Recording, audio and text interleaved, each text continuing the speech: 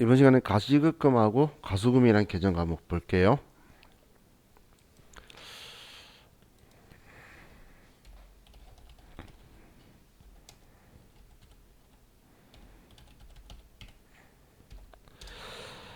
자, 가지급금이라는 건 원래 회계상에서만 이야기하던 가지급금은 일반적으로 우리 얘는 계산액을 이야기하는 거예요. 우리 계산할 때 여의가 아니고 계산액이라는 말은 어림잡아 대략적인 금액이라는 뜻의 우리 한자어인데 이 계산액이라는 표현을 좀 써요. 그럼 어림잡아 대략적으로 지급한다. 이렇게 생각을 하시면 돼요. 그럼 이 가지급금은 주로 쓰는 방식이 예를 들어서 우리 회사가 그 회사의 직원이 출장을 가요.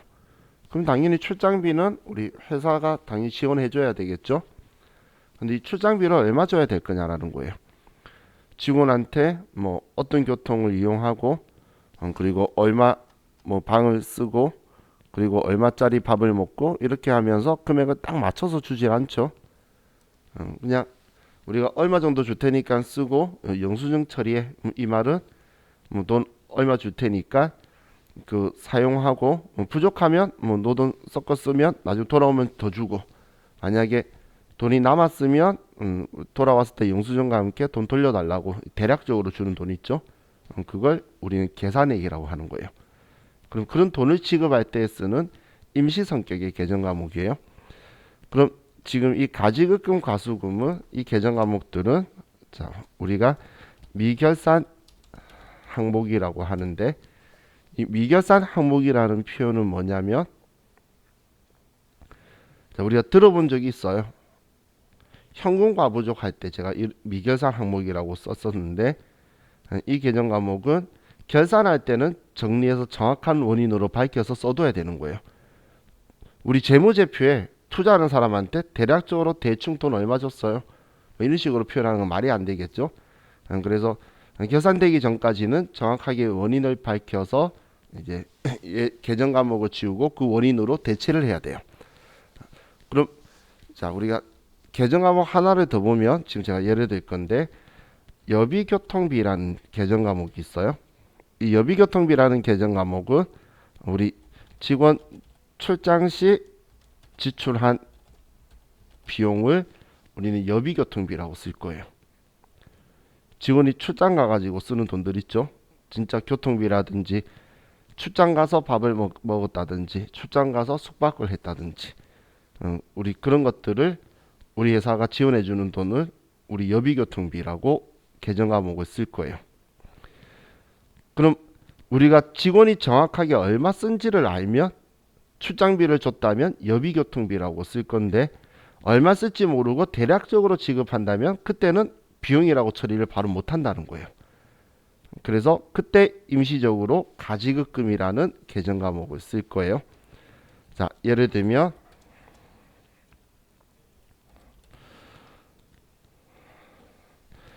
직원 출장비 우리 관리부 직원 출장비 여비 계산액 50만 원을 현금으로 지급하다. 이렇게 썼어요.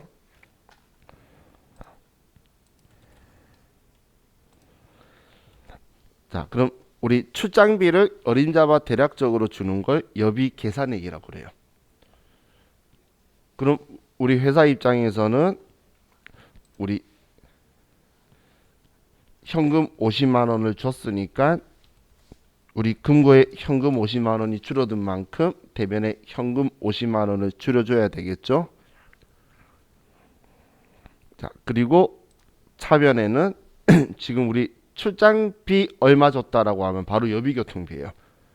사후 정산하는 회사들 있죠. 먼저 자기가 쓰고 정산하는 곳은 바로 출장비라고 쓰면 되는데 우리가 품위서 올려서 받아가는 곳에서는 이제 얼마인지 모르니까 가지급금이다라고 써둔다는 이야기예요. 이렇게. 그래서 계산액이란 말이 나오면 대략적으로 준 거니까 바로 비용 처리하는 게 아니고 가지급금으로 처리하는구나. 그럼 이 가지급금은 임시적으로 줬는데 이 직원이 출장을 안 갈 수도 있고 줬는데 또 출장 가서 초과하도록 더 많이 쓸 수도 있고 작게 쓸 수도 있고 어떻게 될지 모르겠죠. 그럼 일단 직원이 증빙을 줘야지만 이거에 대해서 입증을 하고 우리가 비용 처리하는 거지 증빙을 안 주면 그건 인정 안 해줄 거예요. 출장비는. 그렇기 때문에 이땐 어느 직원이 가져갔다라고 쓰는 게 원칙이에요. 그래서 이 가지급금은 이제 누가 출장비를 받아갔다라고 쓸 거고, 자 그럼 지금 이 돈은 아직 사용한 돈이 아니죠. 근데 내 돈, 우리 기업의 돈을 지금 우리 기업이 가지고 있는 게 아니고 다른 우리 직원이 가지고 있잖아. 그래서 내 돈을 다른 사람이 가지고 있는 것도 제가 자산이라고 했죠. 내 돈이라 그랬죠. 그래서 자산이에요. 가지급금은. 자, 그리고 이제 직원이 돌아왔어요. A라는 직원이 돌아왔어요. 그럼 자, 직원이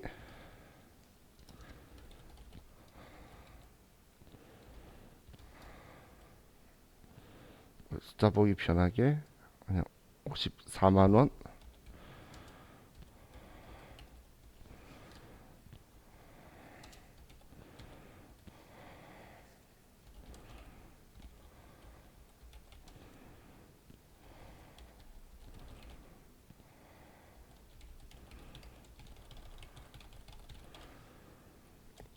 자, 지금 출장비 50만 원만큼 증빙을 가지고 온 거예요.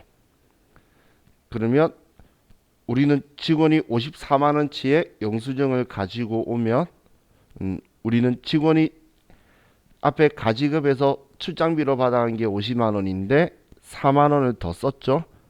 그럼 현금 청산 정리했다는 건 우리가 4만 원을 더 줄 거란 이야기예요. 자, 그럼 이때 우리가 정리할 때는 제일 먼저 처리하는 게 이제 이거에 대해서 원인을 밝히는 거죠. 정확한 금액을. 그럼 지워줄 건데 지우려면 반대쪽인 대변에 가지급금이다라고 50만 원 썼던 거 지워주고, 그럼 이제 이 돈 나갔던 이유를 쓰게 되는데 그 이유가 직원 출장비인 거예요. 그럼 여비교통비라는 계정 과목을 쓸 거고, 이 출장 간 직원이 사무직 직원이면 800번대, 생산부 직원이면 500번대를 쓰는 거예요. 근데 출장 가서 쓴 돈이 총 54만 원이라는 거예요. 출장 가서 쓴 돈이 총 54만 원인 거예요. 아이고. 그러면 우리는 직원한테 4만 원 더 썼으니까 이 4만 원만큼을 더 줘야 되겠죠. 그래서 현금으로 4만 원을 더 정산했다. 만약에 40만 원만 썼으면 거꾸로 우리 회사가 10만 원 돌려받으면 되겠죠. 그죠? 그렇게 그냥 우리가 기존에 줬던 것만 정리하면 결론적으로 우리 장부에 남는 거는 직원들 출장비 54만 원이 현금으로 나갔다라는 것만 장부상의 잔액으로 남아 있을 거예요. 그럼 그 전까지 대략적으로 쓰는 거예요.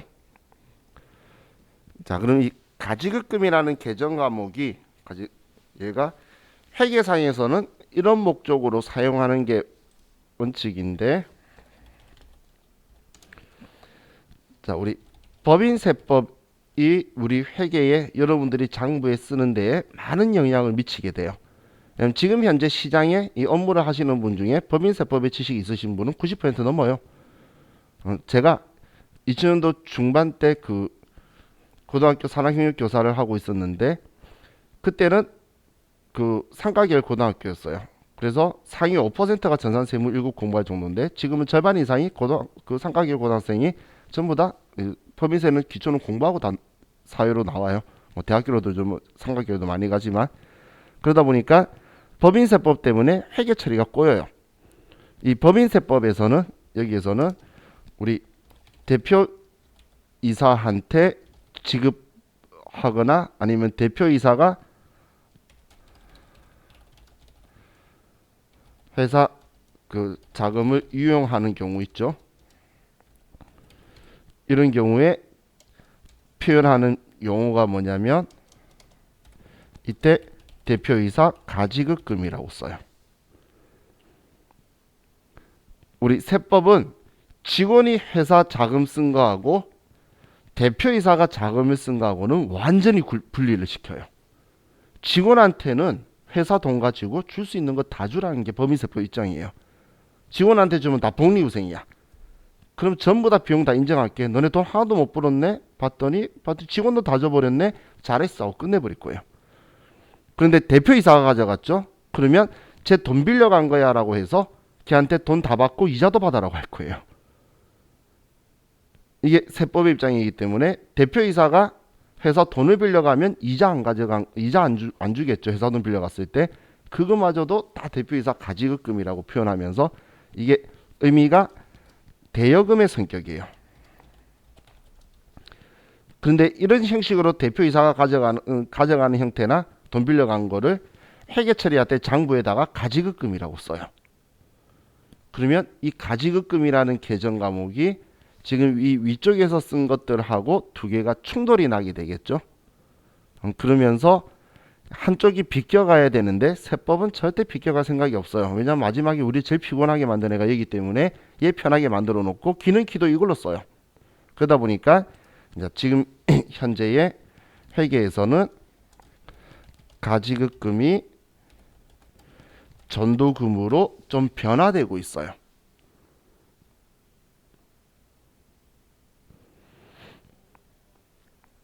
가지급금을 전도금이라는 계정 과목으로 좀 이제 전환을 해서 쓰는데, 자, 지금 이 시점에 제가 지운 가지급금은 지금 지급할 때에 썼던 이 가지급금을 반대쪽에 지워주는 거였죠. 지금 얘는 계정 과목을 선택한 게 아니라 지워주는 거였어요. 출장비 정산할 때는. 그럼 우리가 지급할 때에 가지급금이 아니고 만약에 전도금이라고 썼다면 지울 때는 전도금이라고 지워야 된다는 거예요. 가지급금이라고 처리했으니까 지울 때 가지급금이라고 지우는 거고, 전도금이라고 처리했으면 지울 때 전도금으로 처리하는 거예요. 그럼 지급할 때는 이 두 개를 헷갈리도록 그런 행동은 절대 안 해요. 그런데 정산할 때 이렇게 표현해요. 가지급 시 전도금으로 회계 처리하였음, 이렇게 적혀 있어요. 그러면 이건 지우는 역할이니까 전도금이라는 계정 과목을 지워줘야 된다는 이야기예요. 자, 그래서 이 가지급금이라고 쓰는 게 원래 회계상에서는 원칙인데 세법 때문에 이 계정 과목 충돌을 피하기 위해서 전도금이라는 계정 과목도 사용을 해요. 그래서 똑같은 분계인데 만약에 이 계정 과목을 전도금이라는 이 계정 과목을 사용을 한다면, 얘를 만약에 사용을 회사가 한다면, 그렇다면 얘 정산할 때도 전도금이라는 이 계정 과목으로 사용을 해서 얘를 지운다는 이야기예요. 지금 정산하는 시점은 과거에 썼던 거를 지워주는 시점이니까 똑같은 계정 과목이 이렇게 연결이 돼야 되겠죠. 얘는 얘로, 이걸로 처리했다면 전도금 처리했다면 전도금으로, 이렇게 두 개가 같은 계정 과목으로 정리해 줘야 된다라고 생각하시면 돼요. 자, 그런데 이 전도금이라는 건 원래 정액자금선거법, 우리 부정액자금선거법 이런 것처럼 우리 전도금 계정 과목도 원래 사용하는 용도가 따로 있어요. 자, 예를 들면 우리 건설회사의 경우에 건설 현장에 격리사무원이 그 자리에 상주하고 있고 그렇지는 않겠죠. 그죠? 일반적으로 안 그래요. 완전히 옛날에 좀 있은 적이 있었어요. 남자라서 그런지 거의 컨테이너에 가서 좀 확인했는데 처음엔 싫었다가 뒤에는 좋았어요. 엄청 많이 늘었어요. 원가 이거 엄청 늘고 건설회사. 근데 현장에 격리 사무원이 없는데도 현금이 필요하다는 거예요. 그럼 현장 소장님이나 현장 과장님한테 우리가 돈 얼마 정도 주면서 100만 원 드릴 테니까 본사 들어올 때마다 영수증 주시면 그 돈 다시 채워드릴게요. 항상 우리 그 시제 100만 원 둡시다라고 주는 돈들 있죠. 그런 것들을 전도금이라고 해요. 회사 돈인데 외부에 나가서 어디에 쓸지 모르는데 쓰고 정산하자고 이제 주는 돈을 전도금이라고 해요. 그럼 그런 형식의 제도를 사용하고 있는 기업들이 아직도 있다는 거예요. 그럼 지금 이것처럼 출장비 같이 가지급금을 대신해서 전도금을 쓰고 있는데 그 제도도 쓰고 있다 그러면 또 충돌이 나게 되겠죠. 전도금 계정 과목이 두 개가 꼬여버린다는 거예요. 그러다 보니까 지금 현재는 이 전도금이라는 계정 과목을 또 소액현금이라는 계정 과목으로 이름을 좀 바꿔가고 있어요. 얘를. 지금 얘 가지금 때문에 가지급금이라고 쓰던 걸 전도금 쓰니까 전도금이라 쓰는 애를 소액현금으로 지금 밀려내고 있다라고 보시면 돼요.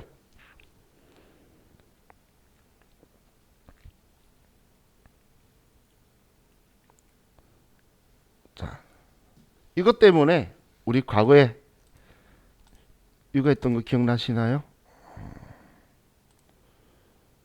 이건 우리가 전에 했던 회사인데 계정 과목 및 조교 등록에서 빨간색 계정 과목으로 몇 번이었죠?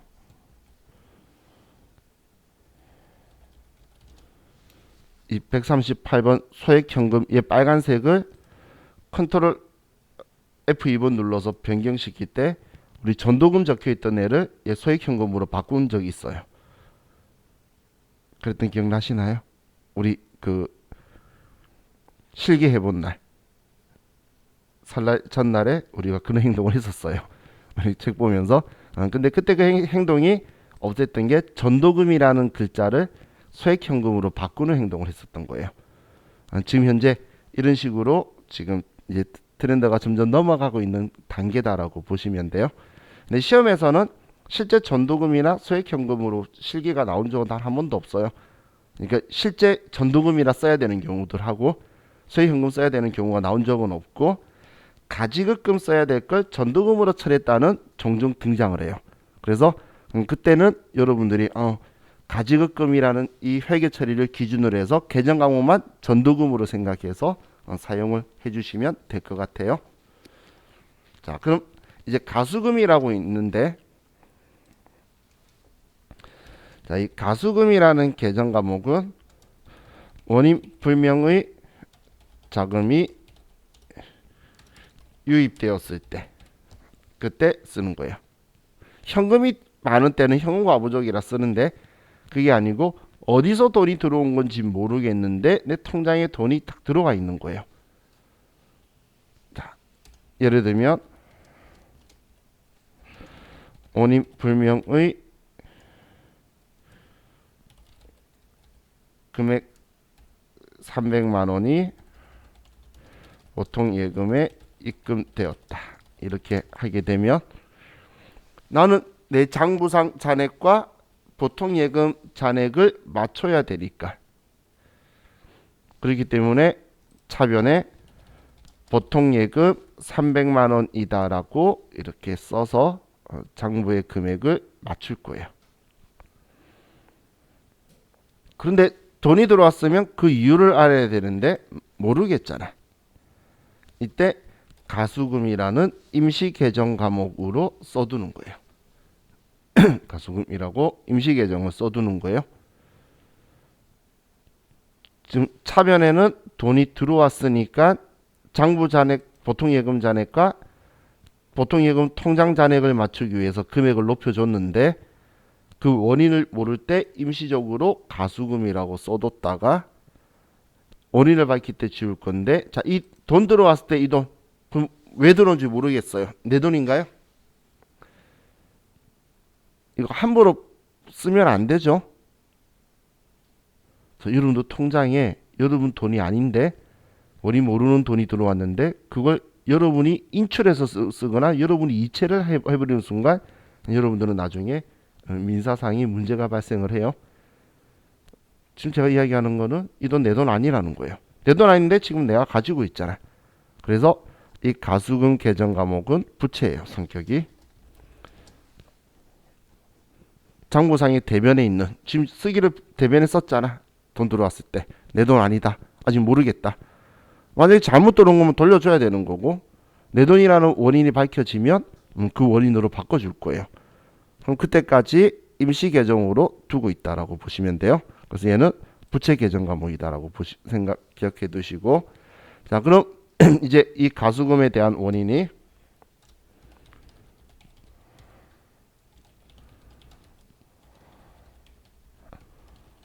자, 시험에 나오는 스타일로 그냥 다 쓰면 A 회사의 외상대금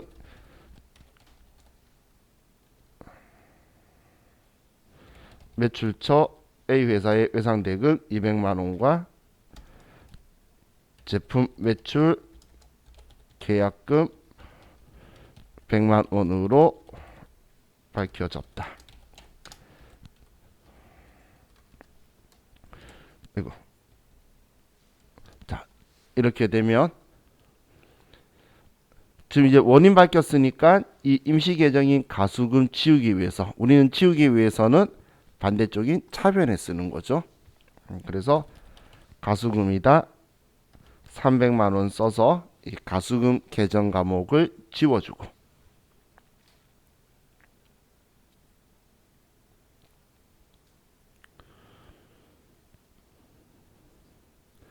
그럼 대변에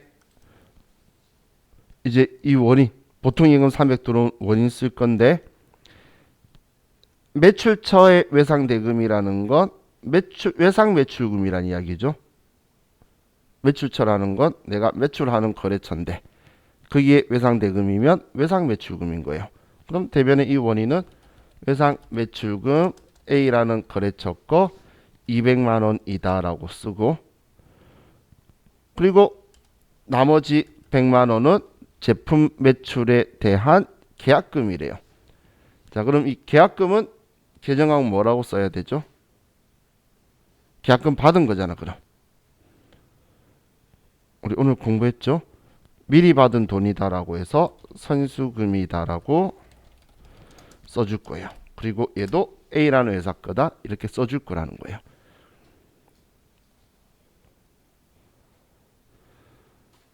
자, 지금 이 분계는 자주 나와요. 좋아하더라고 생각보다. 그냥 전부 다 외상 대금이다, 전부 다 계약금이다 이런 것보다 이 나중에 저와 같이 조회도 해볼 건데, 외상 대금을 제외한 나머지는 제품 매출에 대한 계약금으로 밝혀졌다 이런 식으로 나와요. 그러면 우리한테 이제 뭔가를 많이 시키려고 외상 매출금 A라는 회사의 잔액도 장부상 찾아가지고 보고, 그럼 그거 뺀 나머지는 계약금이네 이런 작업까지 시키려고 시험에서 좋아하니까, 일단 뭐 장부 조회도 뭐든 이 분계 틀을 못 잡으면 장부에 기록할 수가 없겠죠. 그래서 이 원리를 먼저 여러분들이 정확하게 이해를 하셔야 될 것 같아요. 자,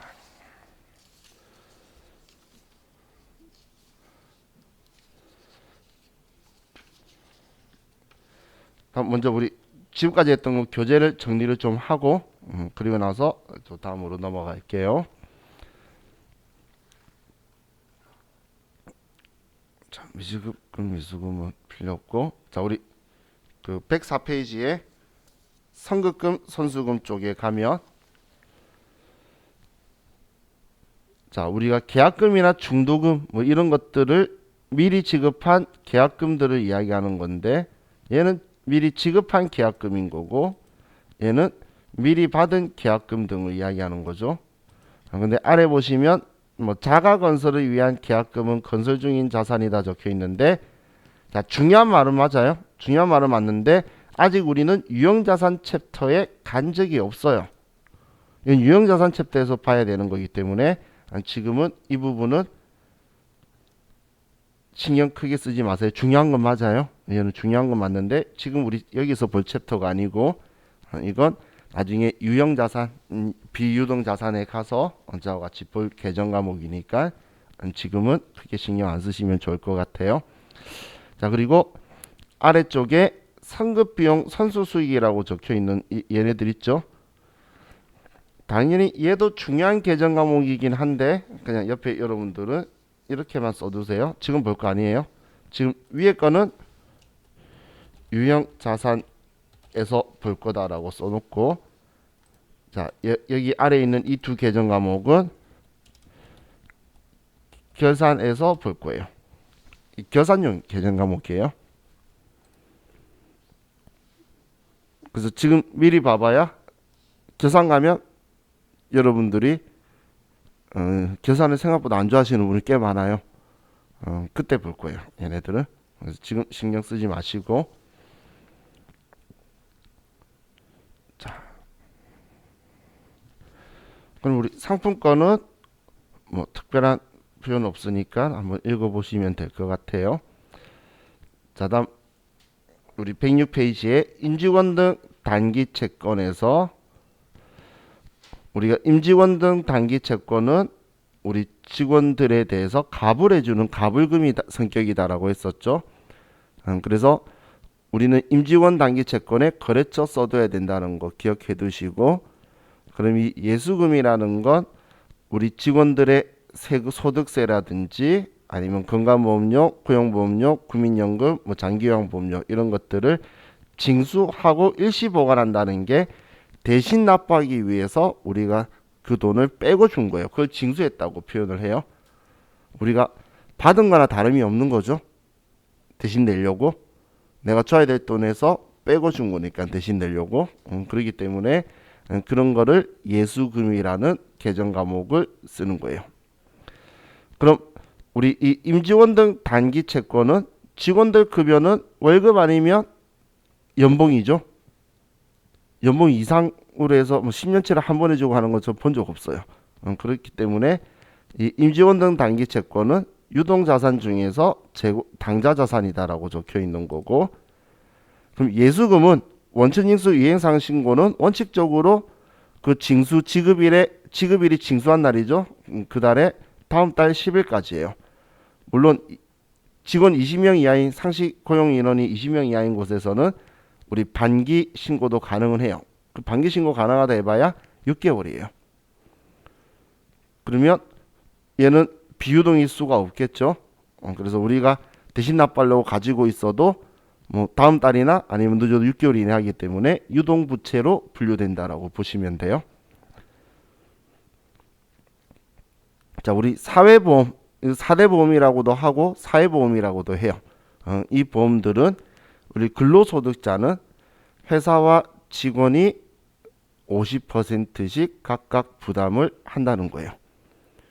그래서 이 앞에 직원이 부담한 부분이 예수금인 거고, 회사가 지원을 해주게 되면 그렇게 되면 그거는 복리후생비나 세금과 공과로 처리해요.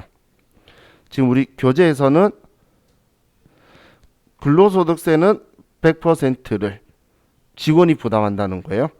그리고 고용보험료, 건강보험료, 국민연금은 50%를 우리 직원한테 징수 빼고 줄 거라는 거예요. 라는 이야기예요. 그럼 옆에다가 얘를 계정 과목 할 때 예수금이라고 쓴다는 이야기예요. 첫 번째 줄이 예수금이라고 쓰는 거고,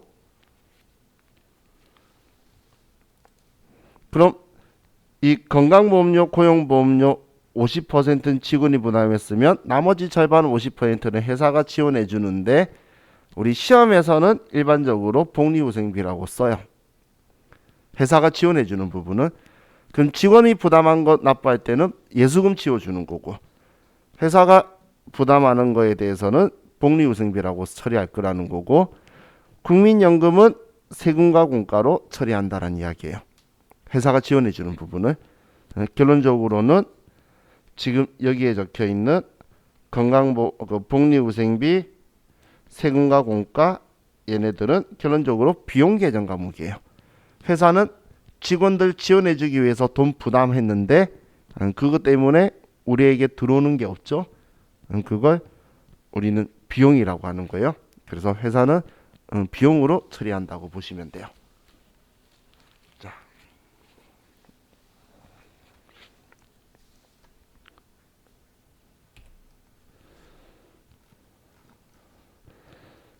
다음 108페이지에 가지급금과 가수금을 보면, 자, 이 가지급금은 꼭 출장만을 가지고 하는 건 아니에요. 예를 들면 저는 회식을 진짜 싫어하는 사람이에요. 어릴 때부터 철저히 싫어했어요. 그래서 왜 사람들끼리 별로 안 친한 사람끼리 다 같이 뭘 먹고 무슨 말 시키고 하는 거 엄청 싫어해요. 지금도 제가 사람 낯가리는데 수업하는 게 신기하다고 이야기하는데, 근데 이 그 직원들 과거에 회식할 때 법인카드는 사장님이 어딘가 개인적으로 쓰고 있어서 과거에는 카드가 하나밖에 발행 안 되고 뭐 규모 직원 한 4, 50명 정도밖에 안 되는 회사는 법인카드가 여러 장이 안 나와요. 그럼 사장님이 가지고 있으니까 법인카드가 없겠죠. 근데 회식 안 가야 되는데 회식비 있어야 되잖아요. 근데 그걸 제 개인 카드로 하게 되면 나중에 경비 입증을 못 받아요. 그래서 돈으로 하고 이제 지출증빙 영수증이나 이런 걸 받아야 되니까 우리 직원한테 뭐 사람들 몇 명이 이제 참석자 예상 인원이 있으면 한 100만 원이나 200만 원을 줘요. 그리고 쓰고 영수증이랑 가지고 오라 그러면 꼭 다 쓰고 오더라고요. 영수증을 딱 맞춰서 나타나는데 그런데 그 돈을 주면 그때도 저는 장부에다가 가지급금이라고 써뒀어요. 그래서 저기에다가 이거는 이제 회식비라고. 그래서 지금 얼마 직원들 회식비면 직원을 위해 쓴 거니까 금액을 정해지면 복리후생비라고 쓸 건데 금액은 모르잖아요. 그죠? 그럼 대략적으로 줄 때 그걸 계산액이라고 하고 가지급금이라고 표현하는 거예요. 제가 지금 원칙적으로 이야기하는 거지 저는 그때 가지급금 안 썼어요. 영수증 가져오면 그날 맞춰가지고 다음날 복리후생비라고 그냥 썼는데 어차피 외부 이해관계자 본 거 아니잖아. 마치 같이 간 것처럼 써놓으면 되지 내가 줬다가 증명 밝힌 것처럼 쓸 필요는 없죠. 그런데 이제 우리는 원칙적으로 그렇다는 거예요. 다음날 어차피 영수증 받을 거잖아요. 그래서 지금 뭐 출장만이 아니고 이렇게 직원들한테 우리는 어림잡아 대략적으로 주는 그런 계산액들을 가지급금이라고 하는 거고, 자 전도금하고 얘를 지금 섞어서 쓰고 있다라고 생각하시면 돼요. 그럼 얘는 임시계정이라고 적혀 있는데 미결산 항목이다라고 표현했죠. 그래서 결산 때까지 이 계정 과목이 있으면 안 되는 거예요. 그래서 이제 이 세 개 계정 과목 기억해 두세요. 현금 과부죠. 현금 시제 못 맞춘 거. 그리고 어림잡아 대략적으로 지급한 돈이 가지급금하고, 그리고 원인 불명의 입금액 가수금하고 이 세 개는 결산 때 제거해야 되는 미결산 항목이에요. 계정 과목이 세 개니까 이런 시험에서 내기가 참 좋겠죠. 그죠? 그래서 현금과 부족, 가지급금, 가수금은 미결산 항목이다라고 기억하시면 돼요. 자, 다음 가수금은 출장사원 꼭 필요 없어요. 내용 불명의 송금액을 받은 경우에요. 도대체 어디서 돈 들어온지 모르겠는데 들어온 거예요. 그럼 우리 회사 돈이 아니기 때문에 얘는 부채로 임시계정인 가수금이라고 써두는 거예요. 자, 그래서 가지급금은 아직 우리 회사 돈이기 때문에 유동자산인 자산으로 쓰는 거고, 가수금은 아직 내 돈이 확실하지 않기 때문에 우리는 부채로 처리를 해둘 거예요. 자, 그럼 이제 지금 우리 책 제일 아래쪽에 보시면 가지급금 계정 대신 전도금 또는 소액현금 계정을 사용할 수 있다 적혀 있는데 얘는 지금 표현이 좀 틀렸어요. 가지급금 대신 전도금, 전도금 대신 소액현금을 쓸 수 있는 거예요. 그래서 이 표현은 조금 틀렸다고 생각하시고 앞에 제가 이렇게 표현해 드린 거 있죠. 가지급금 대신 전도금 쓸 수 있고 전도금 대신 소액현금 쓸 수 있다. 이렇게 기억하시면 될 것 같아요.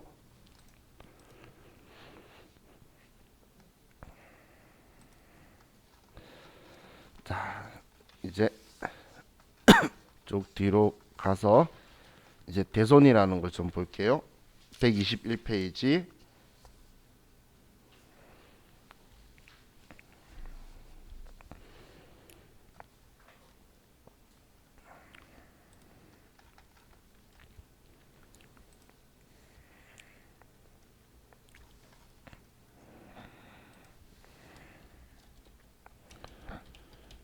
자, 이 대손이라는 표현은 자, 우리가 이 앞에 대여금 이런 이야기했을 때에 빌려주다 할 때 대자예요.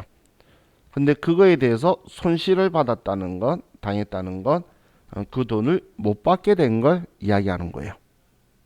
못 받게. 그럼 일반적으로 우리가 못 받게 되어서 대손 당했다라고 표현하는 건 채권을 우리가 회수할 수 없는 상황이 되었다는 거예요. 그래서 이 대손은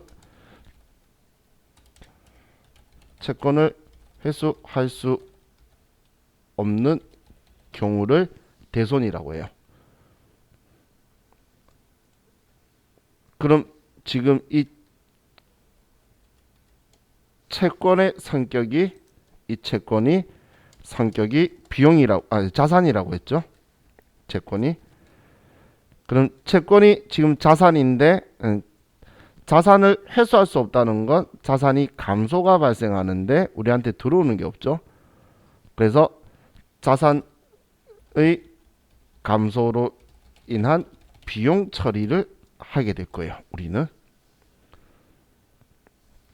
자산이 감소가 발생했기 때문에 이거에 대해서 이제 우리가 비용 처리를 해줄 거예요.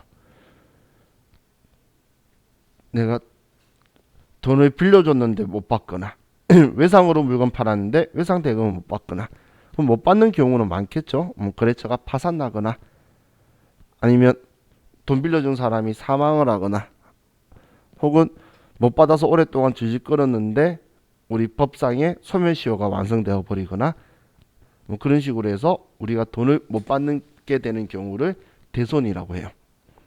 자, 그럼 이 대손에 대해서 먼저 보면 우리 교재 순서 말고 제가 순서를 조금 틀리게 설명을 드릴게요. 먼저 이해하시게.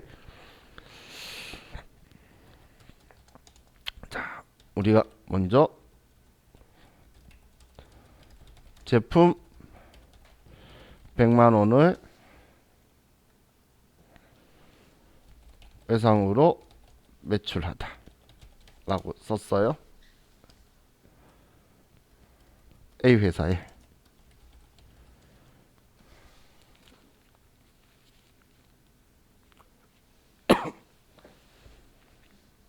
자, 그럼 우린 제품 판 거니까 대변에 제품 매출이다 100만 원 이렇게 쓰고 다음 차변에는 자, 오늘 돈 못 받았죠? 그럼 항상 뭐 확인하라 그랬죠? 오늘 돈 못 받으면 일반적인 상거래인지 아닌지 제품 매출, 상품 매출 그러면 외상 매출금 100만 원이다 이렇게 처리해 둘 거예요.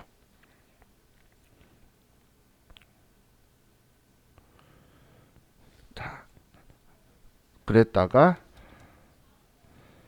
우리는 A 회사의 파산으로 외상 대금 100만 원을 회수 불능되었다. 그럼 우리가 못 받게 된 이 외상 매출금을 우리 장부에 계속 내 재산이라고 받을 수 있다라고 적어두는 건 당연히 적절하지가 않겠죠. 그렇기 때문에 자, 이 외상 매출금을 지워주는 거예요. 얘를 지우기 위해서 대변에 외상 매출금이다 100만 원 이렇게 써놓고 자, 이게 지금 자산의 감소가 일어난 거예요. 자산을 대변에 썼잖아. 그런데 나한테 들어오는 게 없어서 비용 처리하는 계정 과목이 대손상각비라는 계정 과목이에요. 대손상각비.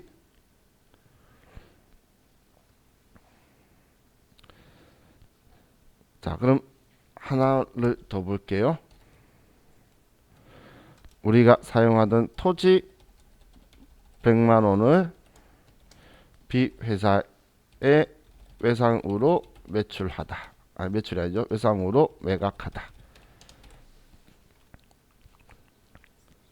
그럼 토지를 100만 원에 우리가 팔았으면 대변에 토지 100만 원 그리고 자, 차변에 계정항 뭐라고 써야 되죠? 일반적인 상거래 아니니까 미수금이라고 써둬야 되겠죠. 그죠? 그랬다가 B 회사의 파산으로 토지 매각 토지 외상 대금 100만 원을 회수 불능하게 되었다. 자, 이렇게 보면 자, 이번에 못 받게 된 미수금을 대변에 지워줘야 되겠죠.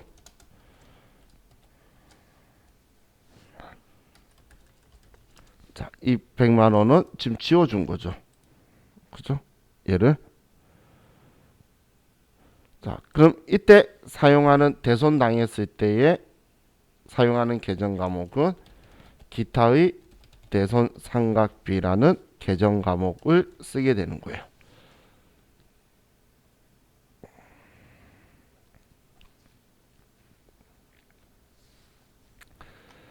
자, 그럼 지금 보려는 계정 과목은 이 두 계정 과목인데, 자, 지금 위의 경우에는 외상매출금 못 받게 되어서 외상매출금을 지었죠. 그럼 이 외상매출금은 매출채권이잖아요. 매출채권은 우리 회사가 딴짓거리 한 게 아니고 지금 상대방이 돈 안 준다고 물건 안 팔 수는 없죠. 일반적인 회사들은. 당연히 물건 확인하고 돈 줄게요. 이런 일도 일어나기 때문에 일반적인 상거래에서 발생한 거니까 얘는 판매비 및 일반관리비인 800번대의 우리는 판관비 영업비용 계정 과목이에요. 얘는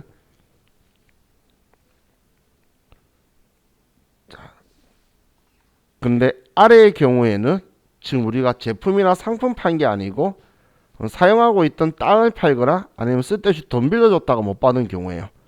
지금 딴짓거리 하면서 내 재산, 우리 회사의 재산이 사라지게 된 거는 이거는 영업비용인 판관비로 못 쓰고 얘는 영업의 비용으로 처리를 해야 되는데 얘는 800번, 900번으로 사실 구분하는 게 아니라 계정 과목 이름 자체가 틀리죠. 대손상각비는 매출채권 대손시에만 쓰는 거예요. 자, 그래서 여러분들이 먼저 기억하실 게 대손상각비는 매출채권 대손시에 쓰는 거고 기타의 대손상각비는 기타채권, 기타채권이라는 건 미수금이나 단기대여금, 장기대여금 이런 것들 대손일 때 쓰는 거예요. 성격은 대손상각비는 판관비, 얘는 영업외 비용이라는 거예요.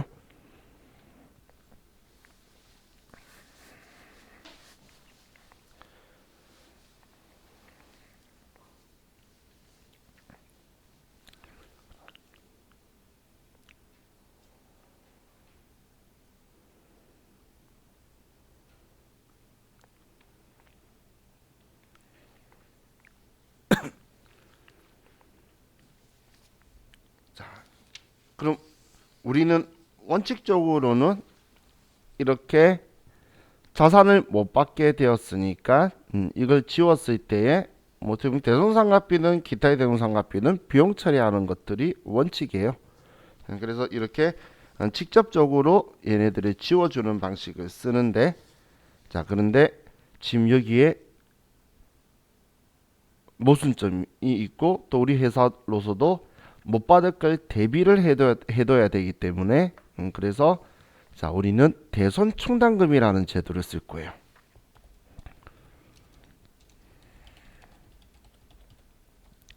자 충당이라는 글자가 있으면 여러분은 모아뒀다라는 느낌으로 보시면 되겠죠.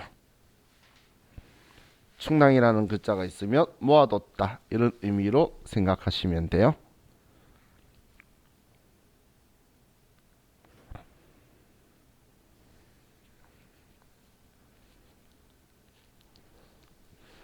그럼 얘는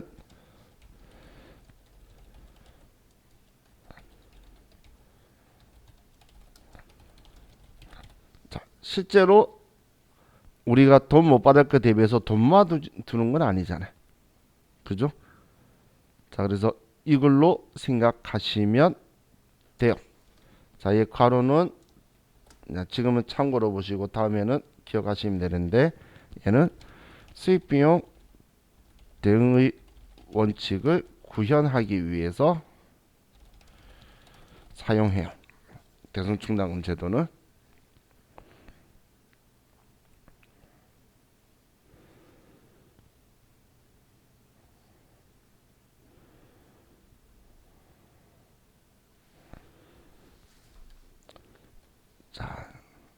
이 말이 무슨 말이냐면, 자, 예를 들어서 첫 번째 예를 볼게요. 자, X1년도 12월 20일 날 우리 회사가 제품을 매출해요. 대변에 제품 매출 100만 원, 그리고 차변에 외상에서 외상 매출금이다 100만 원 이렇게 써뒀어요.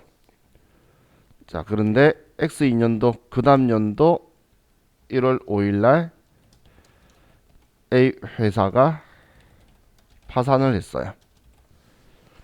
그럼 대변의 외상 매출금 A 회사, 차변의 대손상각비 이렇게 처리를 했을 때 문제나 모순점이 뭐냐면, 지금 제품 매출이라는 이 계정 과목의 성격은 수익이에요. 영업수익. 그리고 대손상각비라는 이 계정 과목의 성격은 비용이에요. 판관비인 영업비용. 그럼 지금 이걸 가지고 보면 우리는 X1년도에 수익을 인식했는데 이걸 못 받게 되니까 X2년도에 비용 처리하고 있으면 수익비용 대응의 원칙에 위배되게 되겠죠. X1년도에는 이익이 많이 계상될 거고 X2년도에는 비용이 많이 늘어나서 이익이 과소 계상될 거라는 거예요. 그런 것처럼 얘는 부적절한 이익이 나오게 되겠죠. 전년도 판 거에 대한 손해를 올해 손해본 돈으로 처리되면 적절하지가 않다는 거예요. 그리고 회사 기업 입장에서도 당연히 외부 이해관계자도 못 받을 걸 대비도 할 수 있어야 되겠죠. 그렇기 때문에 자 우리가 이 두 번째 사례를 가지고 보면 X1년도 12월 20일 날 자 똑같이 제품 매출 100만 원이다. 차변에 외상 매출금이다. 이렇게 물건을 팔았어요. 근데 X1년도 12월 31일 기말에 우리가 가지고 있는 자산부채들의 컨디션을 확인하는데 봤더니 저 100만 원 죽어도 못 받을 것 같은 거야. 대손 당할 것 같은 거예요. 그러면 지금 현재 대손 당하지도 않았는데 대손 당한 것처럼 기말에 얘를 비용 처리해 버릴 거예요. 대손 안 당했는데 비용 처리해 버리는 거예요. 그럼 대변에 써야 되는데 지금 뭔가 지울 게 없죠. 얘 파산된 것도 아니야. 부도 난 것도 아니야. 아무것도 아닌데 마음대로 지울 필요 없죠. 그럼 이때 우리가 쓰는 계정 과목이 대손 충당금이다. 대손 당할 걸 대비해서 이 돈을 모아뒀다라고 이렇게 쓸 거라는 거예요. 자, 이렇게 해뒀다가 X2년도 1월 5일 날 자, 이 A 회사가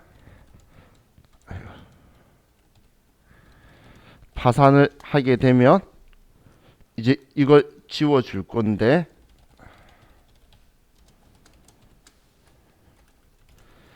그럼 이때 비용 처리하려고 하니까 전년도에 미리 대손 당한 거 알고 비용 처리해 놓고 대손 충당금이라고 얘를 모아뒀죠. 그죠? 지금 대손 안 당했는데 미리 대손 상각비라고 비용 처리해 둬 버렸잖아. 그러면 이번엔 이 대손 충당금이란 애를 모아둔 돈을 이제 지워주는 거예요. 100만 원. 이렇게 처리를 하게 되면 우리는 전년도부터 미리 못 받을 거 예상하고 있었기 때문에 우리는 이 자금에 대해서 미리 준비도 되어 있고 또 X1년도에 발생한 수익을 X1년도에 비용 처리를 해버렸기 때문에 같은 해에서 얘가 처리되었으니까 이 X1년도 안에서 일이 일어나고 X2년도에는 비용 처리를 하지 않죠. 얘는 비용 계정 과목 아니에요. 이 다음 시간에 제가 계정 과목 설명드릴 거예요.